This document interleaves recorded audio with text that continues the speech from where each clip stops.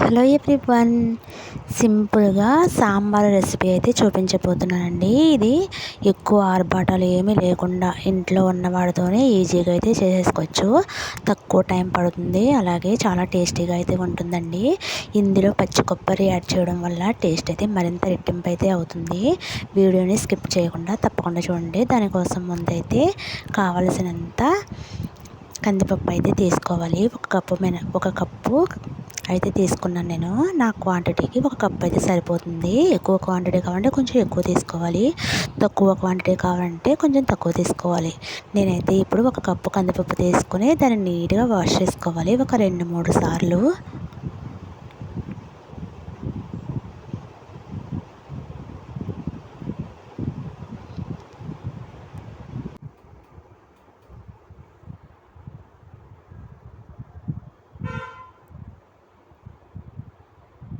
తర్వాత 2-3 సార్లు కడిగిన తర్వాత ఒక వంతు కందిపప్పుకి ఒక 3 వంతుల నీళ్ళు అయితే యాడ్ చేసుకోవాలి. యాడ్ చేసుకుని అవి గ్యాస్ మీద పెట్టి మెత్తగా ఉడికించుకోవాలి. ఈలోపు అయితే కావలసిన వెజిటేబుల్స్ అయితే కట్ చేసుకోవాలి. నేనైతే బెండకాయ, ఉల్లిపాయ, పచ్చిమిర్చి, వంకాయ, ఆనపకాయ, టమాటా ఇవైతే ఉన్నాయండి. ఉన్న వాటితోనే సాంబార్ చేసేస్తున్నాను. ఇవైతే నీట్గా కట్ చేసుకోవాలి. కట్ చేసుకుని వంకాయ ముక్కల్ని నీటిలో అయితే వేసుకుని ఉంచుకోవాలి.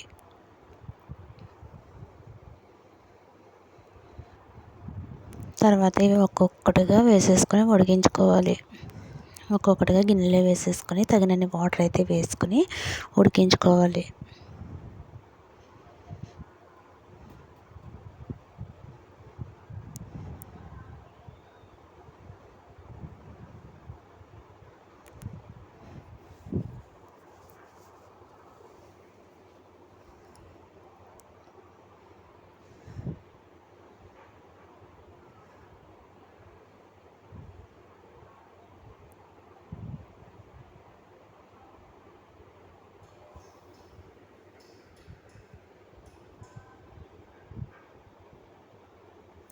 మూత పెడితే త్వరగా అయితే ఉడికిపోతాయండి. ఈలోపు అయితే కందిపప్పు ఉడికించుకున్నాను కదా, ఇలా ఉడికితే సరిపోతుందండి.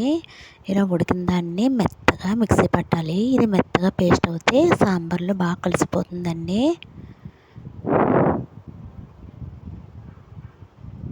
కొంచెం చల్లారిన తర్వాత మిక్సీ అయితే పెట్టేసుకోవాలి. మిక్సీ పట్టిన పేస్ట్ ఉంది కదా, దాన్ని ఆ ముక్కల్లో అయితే వేసేసుకోవాలి.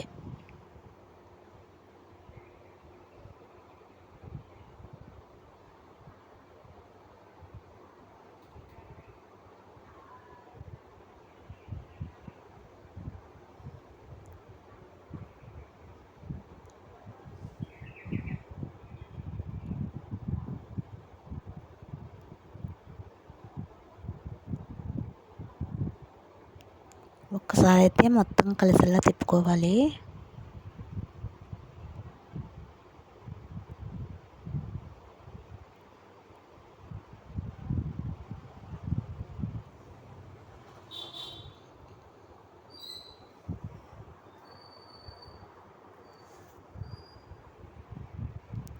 తర్వాత మళ్ళీ మూత పెట్టేసి కొంచెం సేపు అయితే ఉడికించుకోవాలి.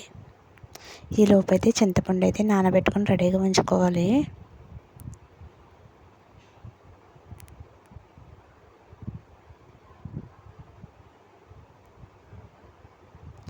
తర్వాత ఉడుకుతున్న దానిలో కొంచెం సాంబార్ పౌడర్ అయితే వేసుకోవాలి.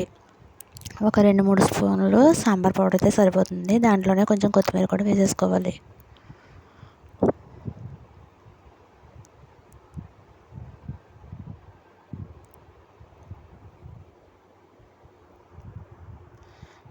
కొంచెం పసుపు,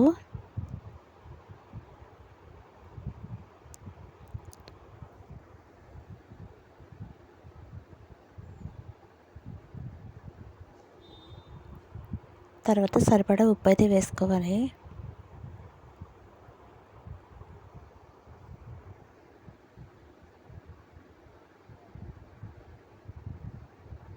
తర్వాత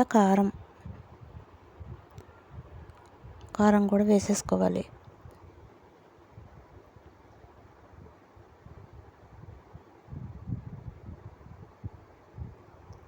తర్వాత కొంచెం బెల్లం కూడా వేసుకోవాలి. బెల్లం వేసుకోవడం వల్ల టేస్ట్ అయితే బాగుంటుంది సాంబార్లో. తప్పకుండా బెల్లం అయితే వేసుకోవాలి. ఇవన్నీ వేసుకుని ఒకసారి అయితే తిప్పుకోవాలి.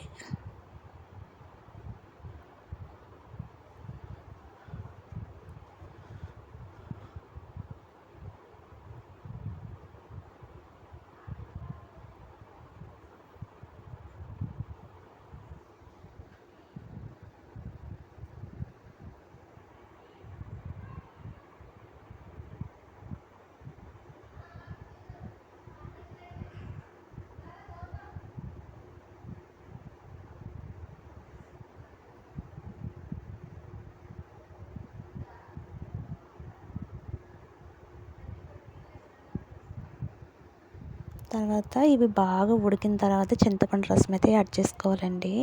ఉడకకుండా ముందే చింతపండు అయితే వేసుకుంటే ఆ ముక్కలు అనేది ఉడకదు. అందుకే ముక్కలన్నీ ఉడికిపోయిన తర్వాత మాత్రమే చింతపండు రసం అయితే వేసుకోవాలి.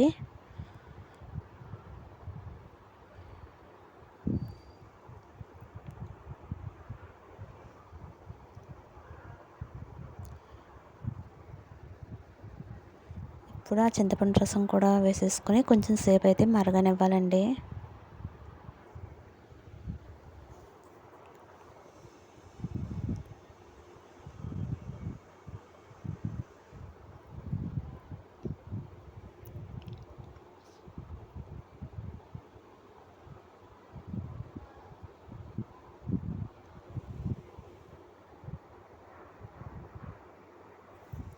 ఇలా మరుగుతున్నప్పుడే దాంట్లో కొంచెం కొబ్బరి పౌడర్ అయితే వేసుకోవాలి.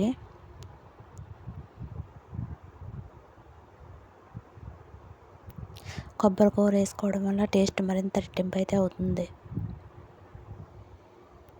తర్వాత అదైతే పక్కకు పెట్టేసుకోవాలి. తర్వాత ఒక ప్యాన్ తీసుకొని తగినంత నూనె అయితే వేసుకోవాలి.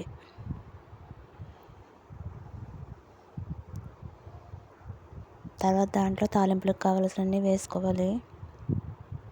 శనగపప్పు, మినప్పప్పు, ఆవాలు, జీలకర్ర,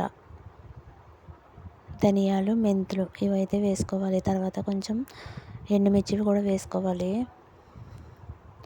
నేనైతే కొంచెం కారం ఎక్కువ ఉంటుందని పచ్చిమిర్చి అయితే వేసానండి. పచ్చిమిర్చి ప్లేస్లో ఎండుమిరపకాయలైనా వేసుకోవచ్చు. తర్వాత ఇవైతే బాగా వేయించుకోవాలి.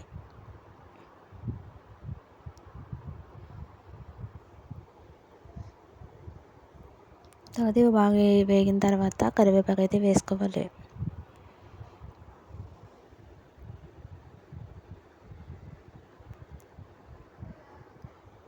కరివేపాకు కూడా వేసుకొని కొంచెం వేయించిన తర్వాత అది సాంబార్లో కలిపేసుకోవాలి.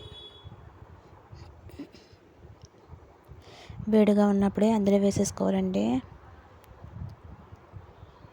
తర్వాత ఒకసారి అయితే కలిపేసుకుని ఉప్పు అది సరిపోయిందో లేదో చూసుకుని, సరిపోలేదు అనుకుంటే కొంచెం యాడ్ చేసుకోవడమే. అంతేనండి, వేడి వేడిగా సాంబార్ అయితే రెడీ అయిపోయింది. టేస్ట్ అయితే చాలా బాగుంటుంది. ఒకసారి అయితే ట్రై చేయండి.